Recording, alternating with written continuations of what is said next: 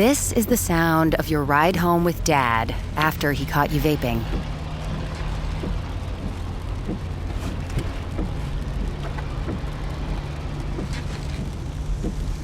Awkward, isn't it?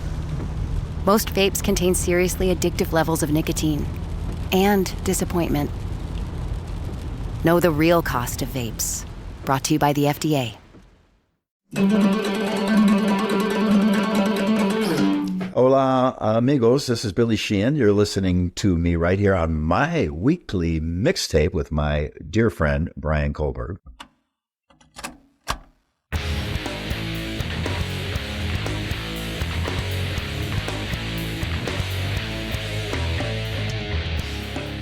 Welcome to My Weekly Mixtape, a podcast that takes the classic mixtape approach to building a modern playlist. I'm your host, Brian Kohlberg.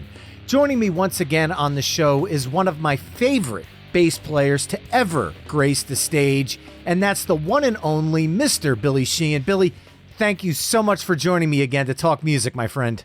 My pleasure. Thanks for having me.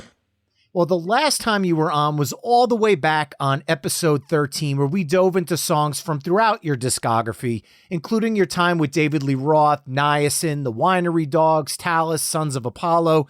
And we also touched on a tour that, at the time, was still in the planning stages, that being Mr. Big's The Big Finish World Tour.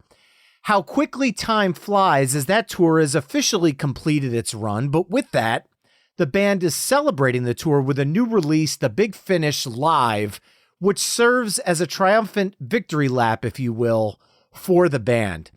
Since we talked about the full spectrum of your projects on episode 13, I'd like to use tonight to really hone in on Mr. Big. So with your permission, I'd like to go all the way back to the beginning and the band's 1989 self-titled album. Right on. That was a good year. Anyone who listens to this show knows that I am a sucker for album opening tracks, and this is something that Mr. Big knocked out of the park time and time again. So we're going to get started with Addicted to That Rush.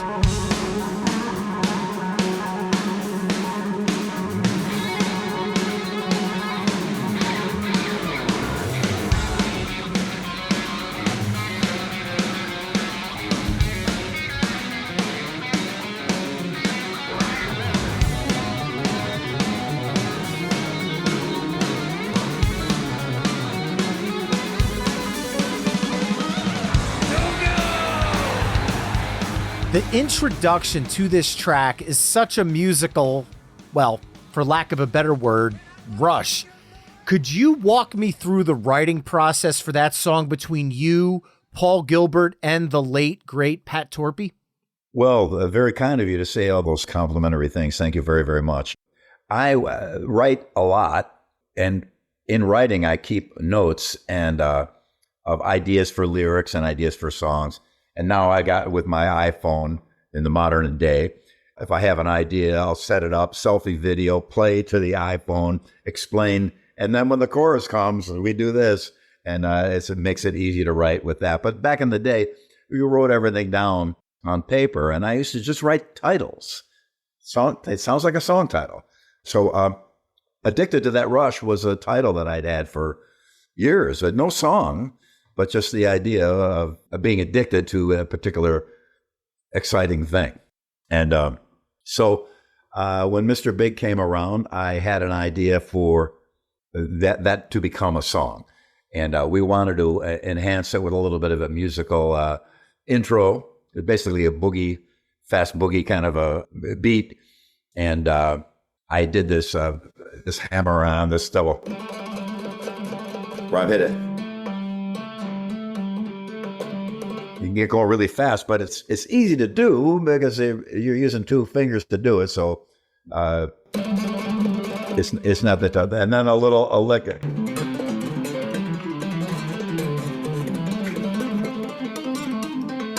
Which is a little bit more complicated, but it was kind of cool because Paul Gilbert, being the guitar player, he used to come see me play in Talus when he was just starting out in the music business. So he knew my playing pretty well.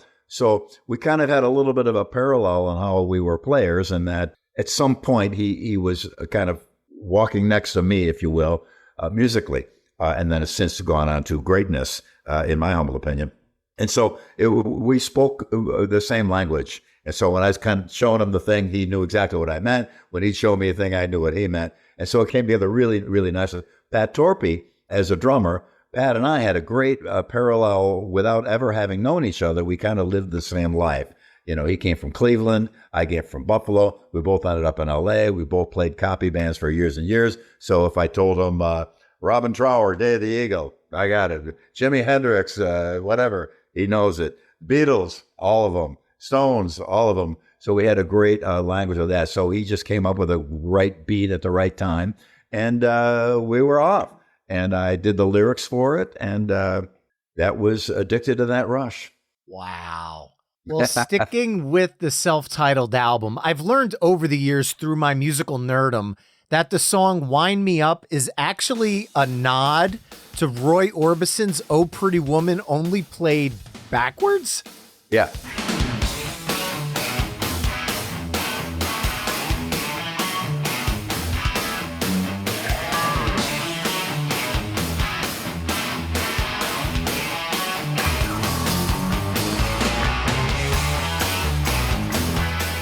I'd love to hear the story behind that. But then is a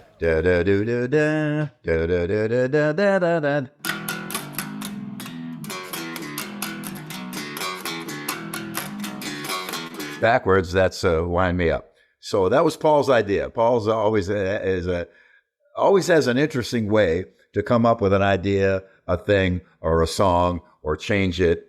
For example, not to go off the subject, Colorado Bulldog, Paul came in and he had this lick that was ascending. Wow, really going? I go, well, now can you do it backwards all the way down? He goes, Paul just put it, okay. So he comes back the next day. Okay, I got it all the way up and then all the way down. And then we just started playing a fast boogie beat and came up with a thing, and that became Colorado Bulldog.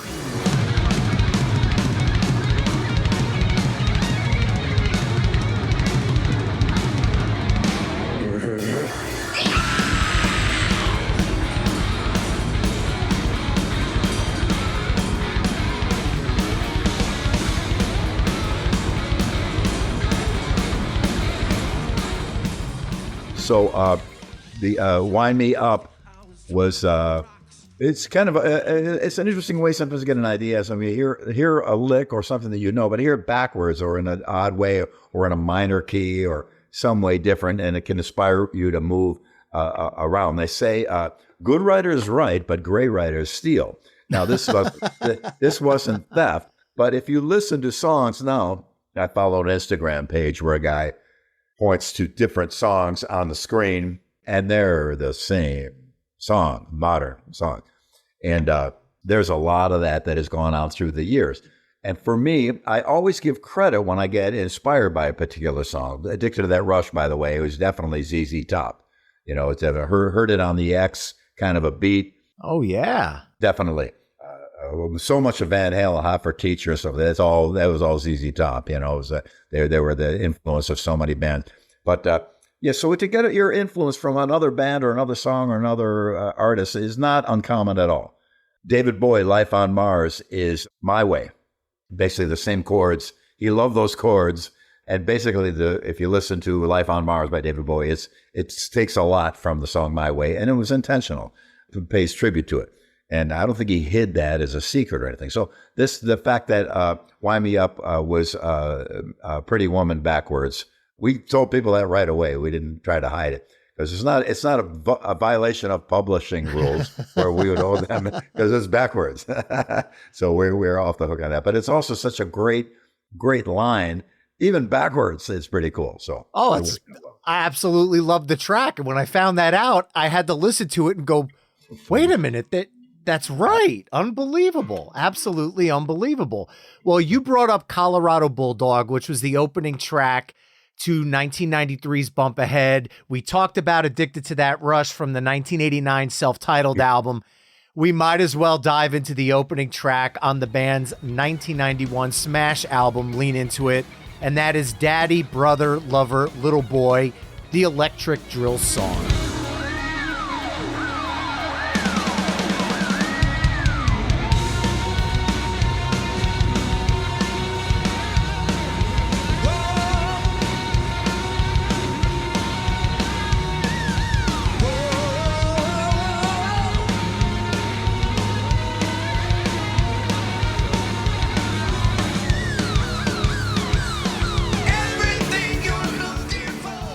can't talk about this song and not get into the story behind how the electric drill came part of this song's legacy. Did that originate from Paul's Racer X days? It did, yeah. He had I think his singer's name was Jeff Martin, wonderful guy, great singer. And as a joke, he said to Paul, you're so fast, the only way to get any faster is to put picks on the end of a drill. And so he did. It turns out Paul's actually faster than that. The drill can't keep up with him. It's in fact true. And so he used it for just a little joke for a while. And we were in the studio doing the Lean Into It album. And I came in with a song idea. Well, actually, before we rehearsed our songs first before we got to the studio. But I came in with a song idea. I went to the Rainbow Bar and Grill on Sunset, which was my hangout when I lived in L.A., and the waitress, her name was Eileen, behind the bar, wonderful young lady, dear friend of mine.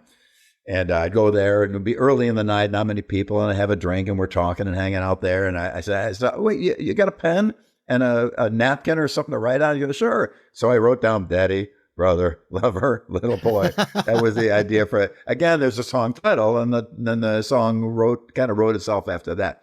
So we got together, worked the song out. It was all ready to go. And then, there was some kind of a cool element to it. So let's do the solo. And Paul said, well, I could do it on the drill. I'll play the solos. Pretty, da, da, da, da, da, da. Pretty easy. I could do it with the drill. That'd be hilarious. Okay, good idea. And he goes, well, as long as I'm doing it on the drill, why don't you do a harmony version with me on the bass? So, well, okay, cool. So we got I used his drill and overdubbed my harmony part. I had to play a Taurus bass pedal with my feet to the uninitiated. It's a bass synthesizer that you play with your feet. You only play one note at a time. So for a big, fat, giant, low frequency thing, that's the device to use. And so I had to hold that note because as I was doing the drill thing, there was no low note holding the song together on bass. Yeah. So I used the Taurus pedal for that while I did that.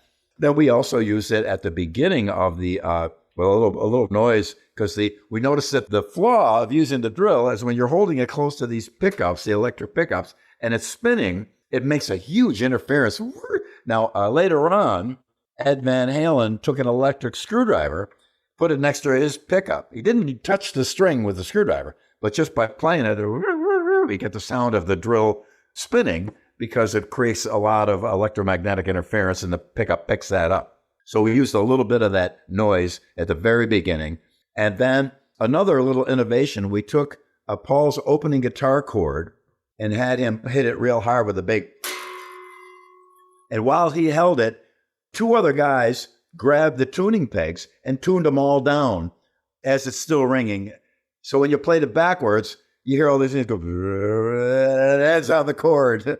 So it goes backwards. So I had two little innovations. So when you hear that, the guitar kind of coming together at the beginning of that song, that's a reverse guitar that was detuned by two or three other studio guys after he just would have just held that note. So we got to the solo, and bang, it seemed to work out really well. Now, an extra addition to that story, if you don't mind me going a little bit more depth in it. Of course. Now, here we were out on tour, touring behind the Lean Into It album. Now we got two albums. We have enough songs. We can play all our own originals and stuff.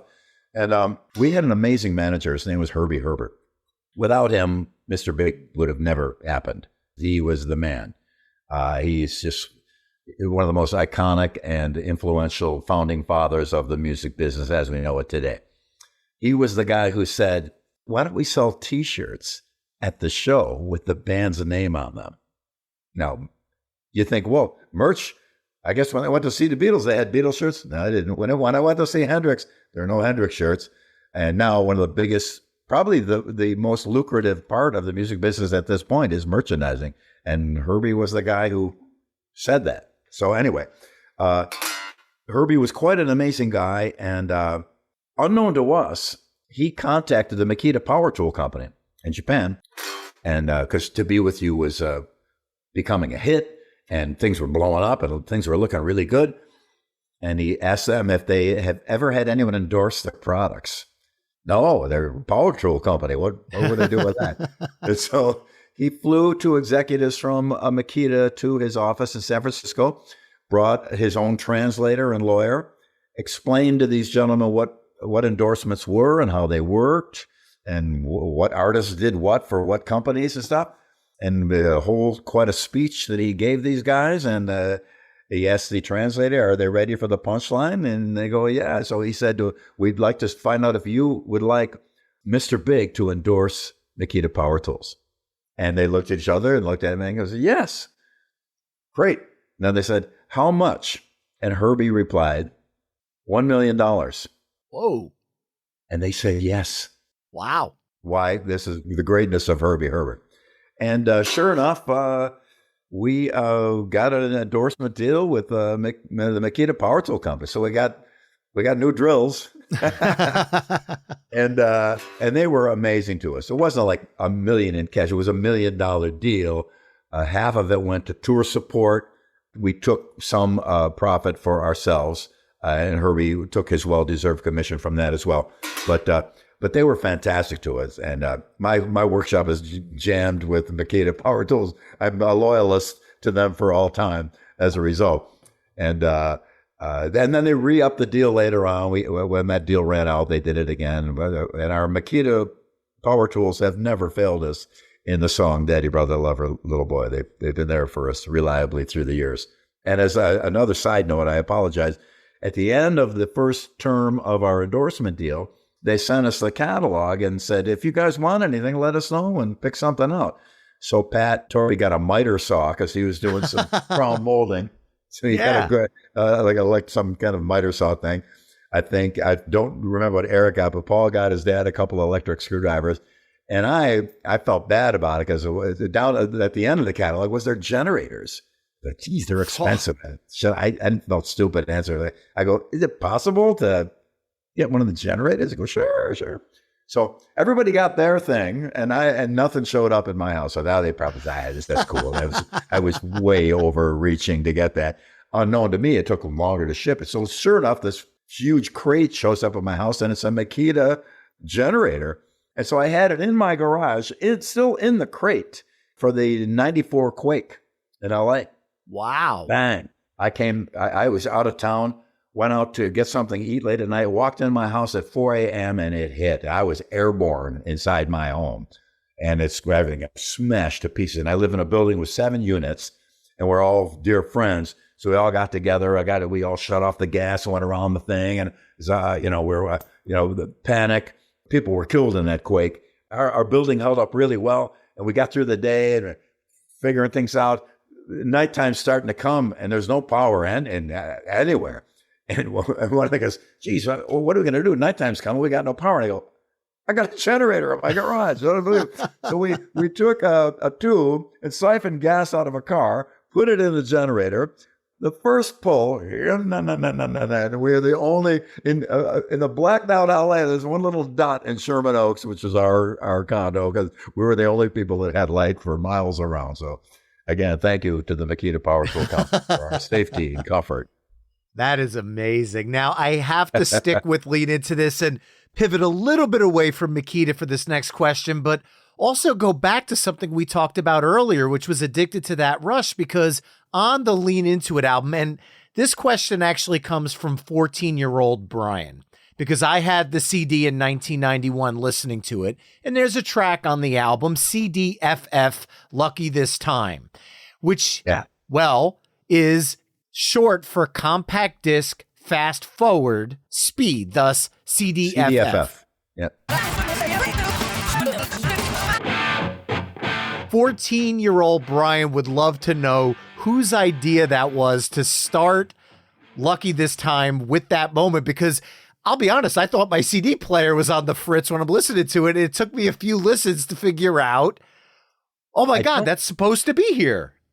Yeah, I think that's Wind Me Up from the first record. Oh, it's Wind Me Up. Yeah. That's amazing. I believe it was. I might be wrong on that. But it goes that real fast. And your CD fast forward, it just plays little snippets of the song instead of speeding up like an analog record would. So I believe that was Wind Me Up, I think. Well, with that, I'll CDFF to the next question, because while we're talking about Lean Into It, I don't think we could talk about Mr. Big's legacy without discussing To Be With You, the band's massive #1 single that topped the charts not only in the US, but around the world.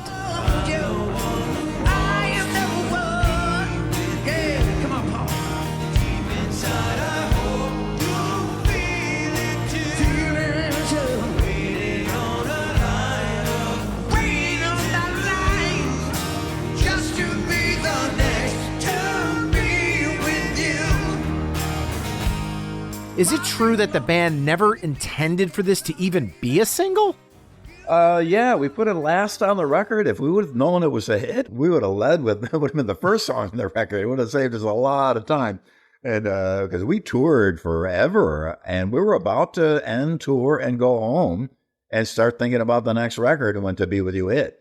So it was extra pressure on the band because we just toured the whole world. I made to retour the whole world again behind that hit, which meant some pretty grueling situations. We had a day off on the Rush tour where we flew to Berlin to be on a TV show.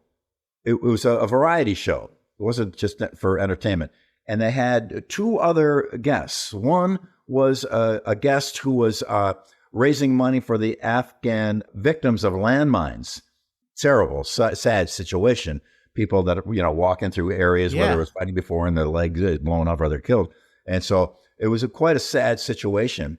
And then the next guest was a judge from Italy that was prosecuting the mafia. So the TV station was shut down with helicopters circling, snipers on the roof, armored personnel carriers surrounding with machine guns all over the place, big giant metal sheets in every room in case a bomb went off that they would stop the explosive.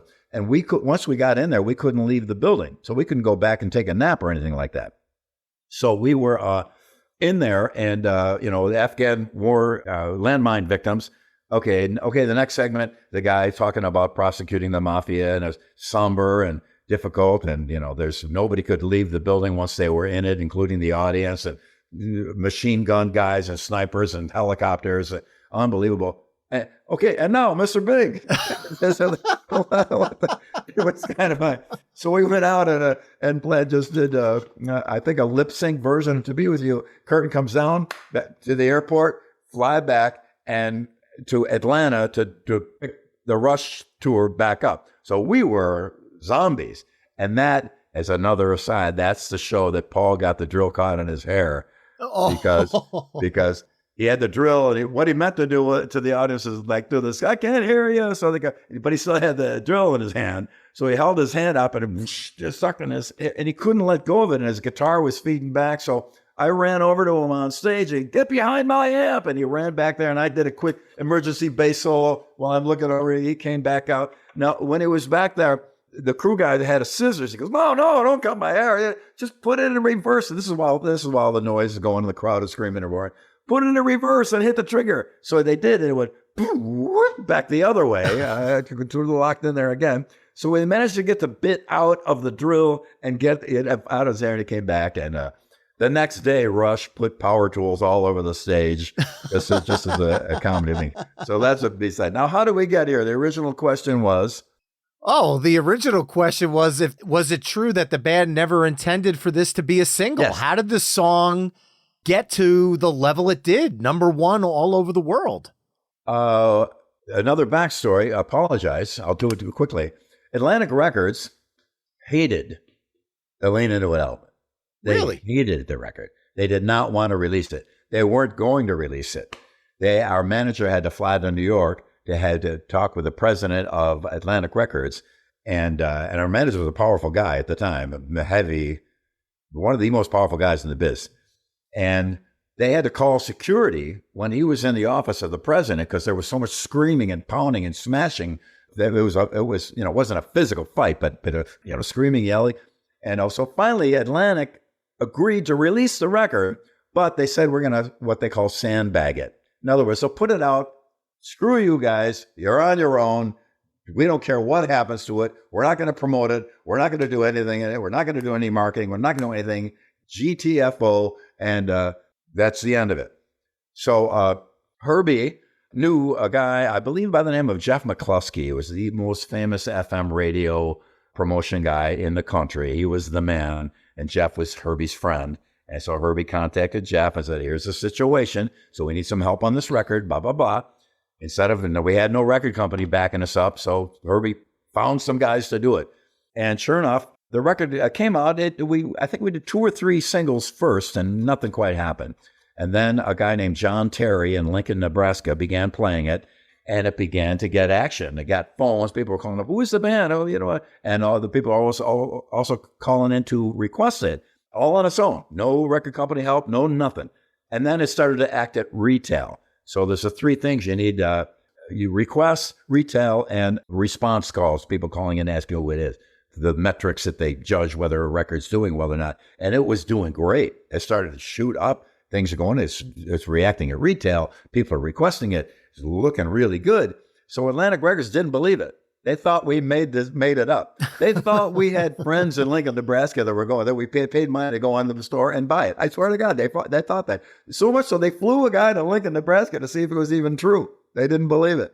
And sure enough, it went from Lincoln to other cities, and then to Boston, and then to Miami and Seattle and San Diego and all over the place, pretty much all on its own. And if that wasn't enough to add insult to injury, radio stations will only, at the time, not always a hard and fast rule, but nevertheless generally true, they'd add an artist from CBS Records to their playlist, a new song, from Atlantic, Warner, Elektra. They, to give everybody a fair shot, they'd add one artist from a label.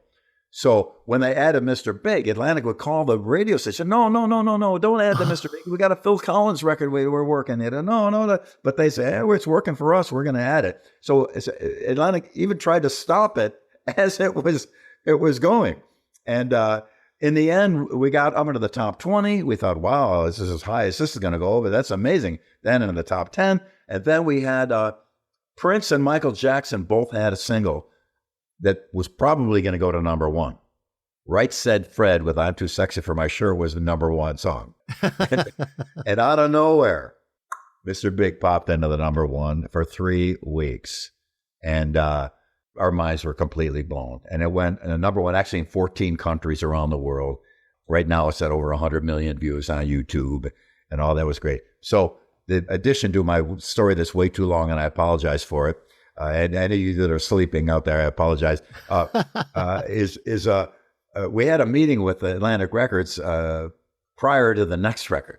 And the president of Atlantic Records was sitting there at the meeting and said, I swear to God, he said this, I got 5 witnesses, 3 band members and 2 other people that are still my dear friend that were sitting at the table. And he said, yeah, the moment we heard To Be With You, we knew that was a hit. Didn't happen like that, bro. So that was the story of To Be With You. And when it was brought to us, Eric had it on, he co-wrote it with another guy, and he had it on a little cassette. And he kind of, I don't think, we kind of had to talk him into it. Because we heard it, me, Paul, and Pat, go, wow, it's a great little song. We should put it out like at the end of the album as the credits are rolling, at the end of the movie. And that'd be cool. Yeah. But we had to talk him into it. I'm sure he's glad now that he went along with our suggestion, because that's an extremely successful song. Pretty cool. But yeah, the little song that could.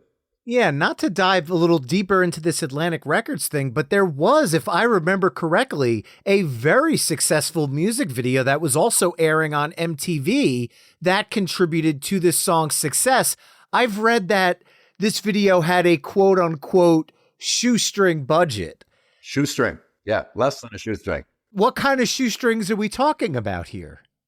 About maybe an eighth of what a normal video was going for at that time. Wow. We had a wonderful lady named Nancy Bennett who was our director for that. And we shot it in a train in Trade Town, which is a little train museum off Cahuenga Boulevard in North Hollywood. And that's why the long shot. They shot it in a train because we wanted a long room that could get up close and move back. And that was it. We went in and shot it in a day. And we had our fingers crossed. And it went to MTV number one for a long time. And they still play it on anything that plays videos. It's quite a amazing success in that. And we're so glad that it was organic, because there's a lot of ways to play the system to get a record to number one, now more than ever. And right around that time, they did a thing called Sound Scan, which means when you sold a record, they would scan it, and there was no fudge in the numbers. Because a record store could call and say, yeah, we just sold 100 copies. They sold 2, and that's shooting up the chart But now you couldn't get away with that anymore. Right. And so it was a real number one for real. Because there's no shenanigans. There's still, people will figure out a way no matter what. There's plenty of shenanigans that replace those shenanigans. But in fact, it was a real number one, which is mind blowing. And then from the same album, Just Take My Heart was also a top 20 hit, reaching number 16 on the US Billboard Hot 100, number 26 on the UK singles chart, and cracked the top 20 in Canada, Finland, Ireland, the Netherlands, and Switzerland. Just take my heart when you go. I don't have the need for it anymore. I always love you. You're too hard to hold. Just take my heart when you go. On the Big Finish tour, the band was playing Lean Into It in its entirety. Yes. We talked about the singles. We talked about the Electric Drill song, To Be With You, Just Take My Heart. Were there any non-singles from Lean Into It that you played on this run that the band said, you know what? What a great song to be able to bring back into the Mr. Big fold. Lucky this time.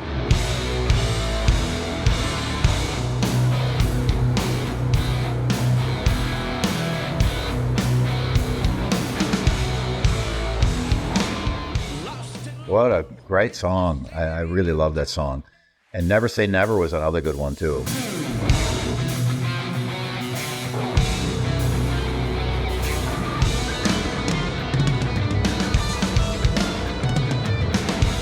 I wanna know if love of my day. Come drink, tell a drink about what you done. Yeah, it's a funny thing. The music biz is an unusual set of rules and circumstances that you have to learn to play that game. And I didn't know anything about it. Fortunately, again, we had Herbie Herbert, who is a grandmaster, literally, of that game. And he was the man responsible for it all. Pretty awesome. Well, we did talk about 1993's Bump Ahead earlier when we were talking about Colorado Bulldog. While we're on that album for a brief second here, I do want to bring up the band's incredible cover of Cat Stevens' Wild World, which is also included on the Big Finish Live album. Oh, baby, baby, it's a wild world. It's hard to get by just upon a smile. Oh, baby, baby, it's a wild world. And I always remember you like a child.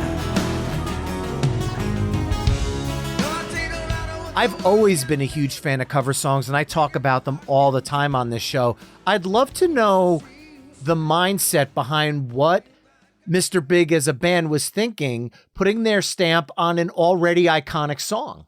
Well, for the next record, Bump Ahead, Atlantic record, now that we had a hit, they wanted another To Be With You. We said, yeah, but we don't want to really, we're not copy, because a lot of bands in the old days did that. The next single sounded like the first one. We said, nah, and fortunately we had Herbie as our guy, so we could have an opinion. So we said, I don't know. I mean, we doing another acoustic ballad, we love it and we play it, and I still love it to this day. But, that was then, that was a thing. And so we're kind of at a dilemma, and the label is demanding, and Paul had a song that went, and it didn't quite catch. We had a lot of songs that we didn't fully record. It was a cool thing, but for some reason it wasn't quite working in our mind. And I remember saying, wait a minute, that's Wild World, by Cat Stevens. Oh, yeah, cool. So we checked out a version of it. It's in a pretty low key. So we changed the key to bring it up for Eric's voice. And the song itself, if you listen to the original recording, it's a masterpiece. I love Cat Stevens, and I love that song. But it's not your traditional drum track, kick hat, snare, and then the bass, and then the guitar, put together like so many songs. Which is kind of, there's a little snare hit kind of happens. It's a floating. It's not like a rock band playing a song. And so we kind of did it more of our way, a little bit more cohesive by modern standards. But I was a huge Cat Stevens fan. Catch Bullet 4, that record, the Peace Train, when that single first came out, I loved it. So an interesting thing happened, though. It was during the time that some of the situation in the world politics with the Islamic terrorism thing was starting up, and we started to catch heat for playing a song by Cat Stevens, who had converted to Islam. So we go to radio stations in America, and they go, "No, what about this? You're contributing to the." They say, "Well, no, we just love Cat Stevens, and it's a beautiful song, and it's everybody, we're school. There's no political agenda or support of anything bad here. Cat's a wonderful guy, and we love his music, and we don't want to get involved in that." And but they some stations gave us trouble for that. Unknown to us, in Indonesia, which is an Islamic country, we played there a lot. It's one of the first Western bands to play in some cities in Indonesia. It was amazing. The crowds were incredible. The people, thousands of people at the airport getting hurt by fans trying to get to the hotel, and it was a total pandemonium. So unknown to us, they were watching, and we stuck up for Cat Stevens. So when we went back to Indonesia, we were the heroes. That somebody actually said something good about them and their, and their people, and which is something I believe. There's every element of political or religious groups. There's a bad element, but there's mostly good. I think not. That's a generality, but and there's some wonderful people down there that we love dearly. And so we had an amazing. I get more email to this day from Indonesia than anywhere in the world. So pretty cool. Well, you're sitting there holding your bass, and me being a bass player and you being one of my biggest inspirations on the instrument, I'd be remiss if I didn't bring up your bass solo from the Big Finish Live.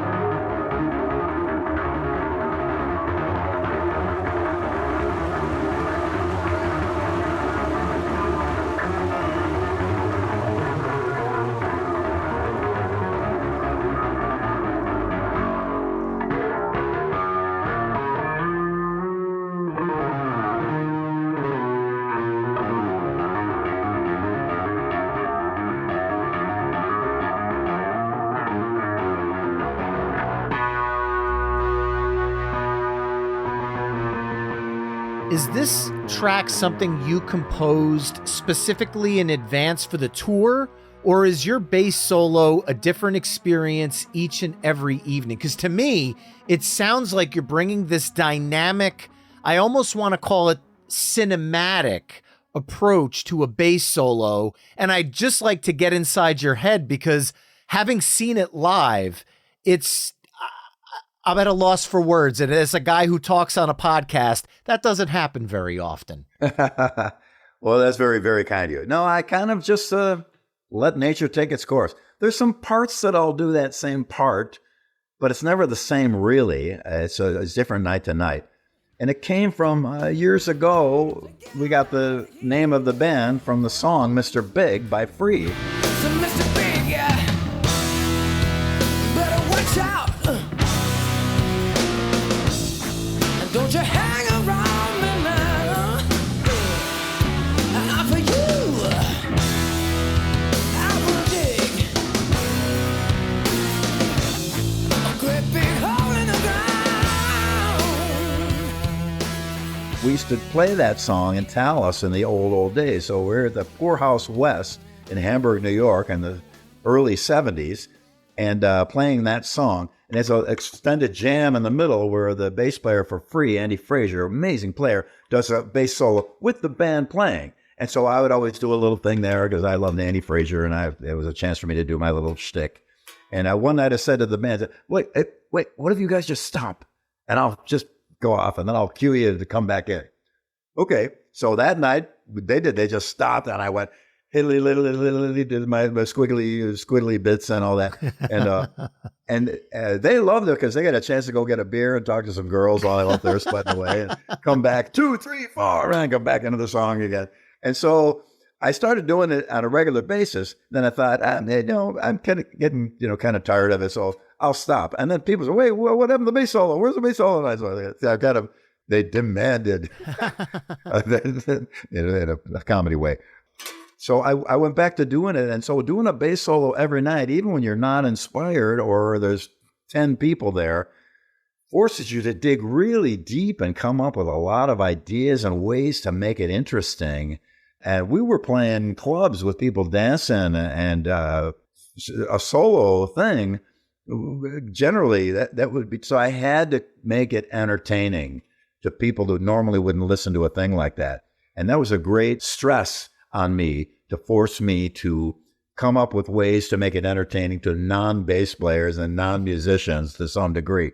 So doing that for a decade or more got me up to the point where I got somewhat competent at being able to put something together that is somehow interesting to most, I doubt never all, most people. And we kept it in there. So that was the evolution of that. And then by the time Mr. Big comes, unaccompanied solos were becoming common. Ed Van Halen's Eruption, of course, and then everybody had a thing where they did their solo thing. But back in 1973, or maybe even earlier than that, I'm not sure when that song came out, when the song Mr. Big came out. But since I've been doing it since then, it kind of made sense that I could pull disparate parts together and create a somewhat unified thing. Amazing. Well, when you and I talked on episode 13, one of the things you said was the biggest thing you wanted to do with this final Mr. Big tour was to honor the legacy of Pat Torpey and to celebrate the band's music with one final goodbye. Looking back on this run, did it bring the band as well as the fans the honor and celebration you were hoping for when we talked all the way back when? Absolutely, and then some. It was a wonderful thing. So many friends came out to these shows. If they weren't anywhere near us, people flew in. Our shows in Germany, people flew in from Korea, Singapore, Japan, all over the USA, from South America, from all over the rest of Europe. Friends, and we were always very close with our fans. So so many people. The front row was jammed. We knew everybody in the front row. It was amazing. And we'd always dedicate a song to Pat. In the spirit and the love of our dear departed brother, Pat Torpey. Yeah. And the signature, an iconic beat. Check this out. All right, Nick, rip it.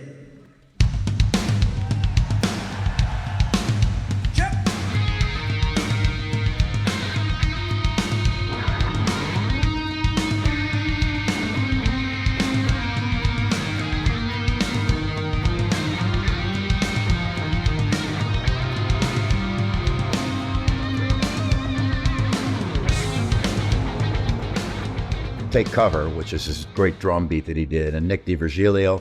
And then also when he had to skip a few shows with us, Edu Comanato from Brazil came in and played. Both of them did an amazing job. Nick, amazing drummer, great singer. He'll be, he was with us from the very beginning of this tour. Amazing.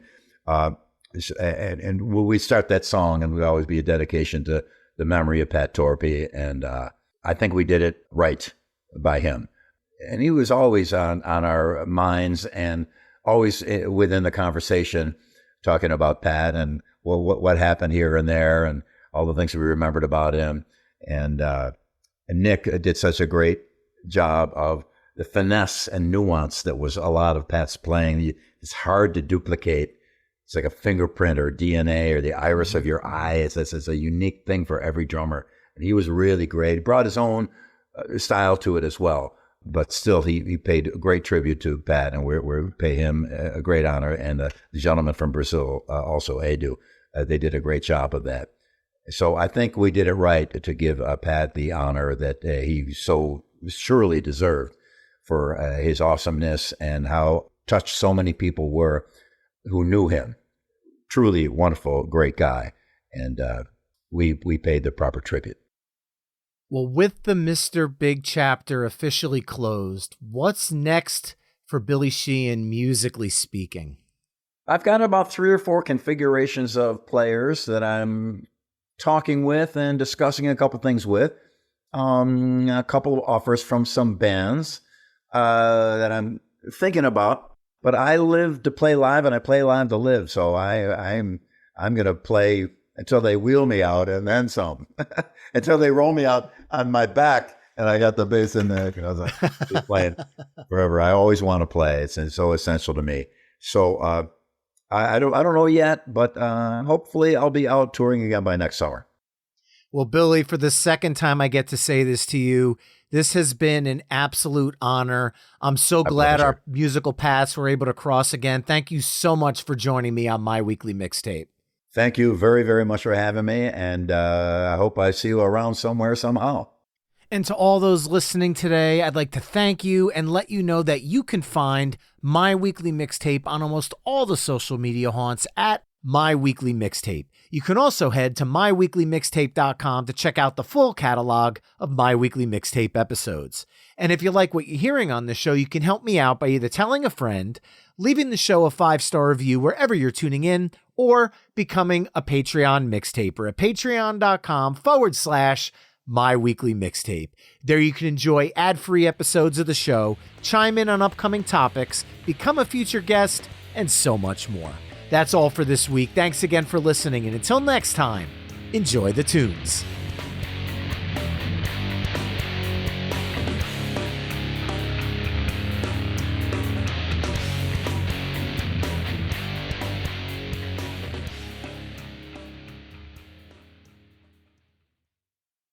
The Kimi Kato Show, featured on Pantheon Podcasts. The Kimi Kato Show is a weekly exploration of Japanese pop culture in all its facets. Kimi and Jeremiah, as hosts, delve into various aspects of Japanese culture, including music, food, fashion, and film, offering listeners a comprehensive and entertaining look at what makes Japanese pop culture unique and intriguing. It is your invitation to Japan.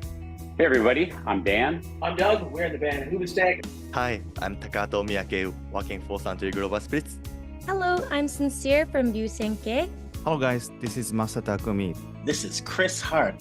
Hi, I am Sugizo. You are listening to Kimi Kato Show. Thank you. Kimi Kato Show is brought to you by Evolve Entertainment Network, Pantheon Podcasts, and Radio Candy Media.